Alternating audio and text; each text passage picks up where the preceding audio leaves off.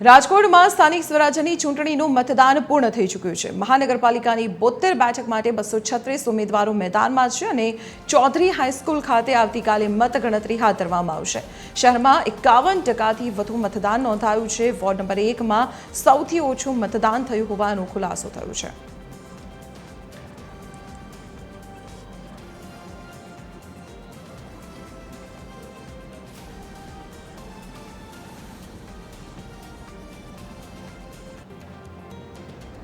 ત્યારે સંવાદદાતા રવિ મોચવાણી અત્યારે આપણી સાથે જોડાયેલા છે। રવિ, આવતીકાલે આખરે કહી શકાય કે કાઉન્ટિંગ ડે છે અને કાઉન્ટિંગનો દિવસ એટલે ખૂબ જ મહત્વપૂર્ણ દિવસ રહેશે। કાલે મતગણતરી કેન્દ્રો ઉપર કયા પ્રકારની સુરક્ષા વ્યવસ્થા ચુસ્ત કરવામાં આવી છે અને મતગણતરીને લઈને કયા પ્રકારનું આયોજન?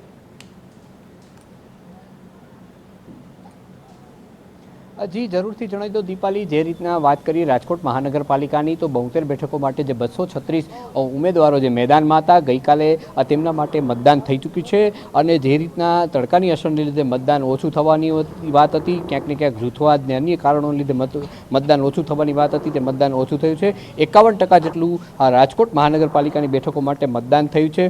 હવે જે તમામ જે 236 ઉમેદવારો છે તેમના ભાવિ ઈવીએમમાં ગઈકાલ સાંજના કેદ થઈ ગયા હતા અને ઈવીએમ છે હવે સ્ટ્રોંગ રૂમ ખાતે પહોંચી ગયા છે। જુદી જુદી 6 જગ્યાએ રાજકોટ મહાનગરપાલિકાની મતગણતરી થવાની છે, ત્યાં તમામ જગ્યાએ ઈવીએમ પહોંચી ગયા છે ને ઈવીએમને હાલ લોક કરીને રાખી દેવામાં આવ્યા છે અને ત્યાં ચુસ્ત પોલીસ બંદોબસ્ત પણ રાખવામાં આવ્યો છે।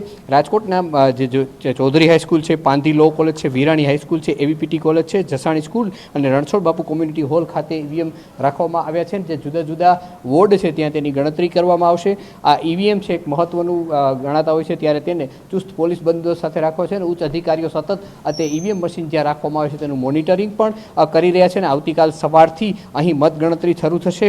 કોણ જીત્યું કોણ હાર્યું તે સવારના સમયથી ખબર પડવાની ચાલુ થઈ છે।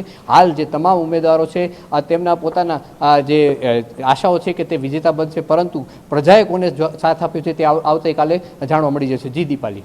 જી આભાર રવિ, માહિતી આપવા બદલ। તો રાજકોટ મહાનગરપાલિકાની મતગણતરી આવતીકાલે હાથ ધરવાની છે। 72 બેઠકો ઉપર 236 ઉમેદવારોના ભાવિનો ફેસલો આવતીકાલે થશે। ચૌધરી હાઈસ્કૂલ ખાતે મતગણતરી હાથ ધરાશે।